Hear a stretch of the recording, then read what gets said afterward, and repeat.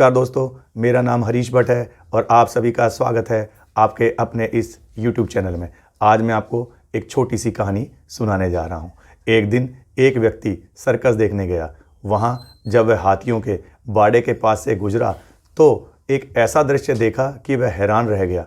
उसने देखा कि कुछ विशालकाय हाथियों को मात्र उनके सामने के पैर में रस्सी बांधकर रखा गया है।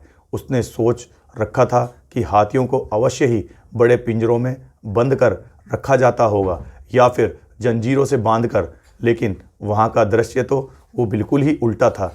उसने महावत से पूछा, भाई आप लोगों ने इन हाथियों को बस रस्सी के सहारे बांध कर रखा है, वो भी उनके सामने के पैर को।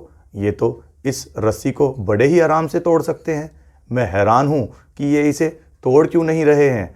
महावत ने उसे बताया, ये हाथी जब छोटे थे तब से ही हम उसे इतनी ही मोटी रस्सी से बांधते आ रहे हैं। उस समय इन्होंने रस्सी तोड़ने की बहुत कोशिश की, लेकिन ये छोटे थे इसलिए रस्सी को तोड़ पाना इनके सामर्थ्य के बाहर था। वे रस्सी तोड़ नहीं पाए और ये मान लिया कि रस्सी इतनी मजबूत है कि वे उसे तोड़ ही नहीं सकते हैं।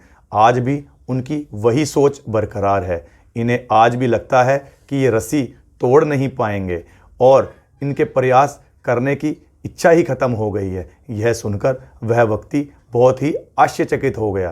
तो दोस्तों, इस कहानी से हमें ये सीख मिलती है कि उन हाथियों की तरह ही हम भी अपने जीवन में नेगेटिव सोच रूपी रस्सी से बंधे जाते हैं और जीवन में किसी काम में प्राप्त हुई असफलता को हम मस्तिष्क में बैठा लेते हैं और यकीन करने लगते हैं कि एक बार किसी काम में हम असफल होने के बाद उसमें कभी भी सफलता प्राप्त नहीं कर पाएंगे। इस नेगेटिव सोच के कारण ही हम कभी प्रयास ही नहीं करते हैं। आवश्यकता है इस नकारात्मक सोच से, नेगेटिव सोच से बाहर आने की, उन कमियों को पहचान कर दूर करने की जो हमारी असफलता का कारण बनी है। नकारात्मक सोच हमारी सफलता में सबसे बड़ी बाधक है।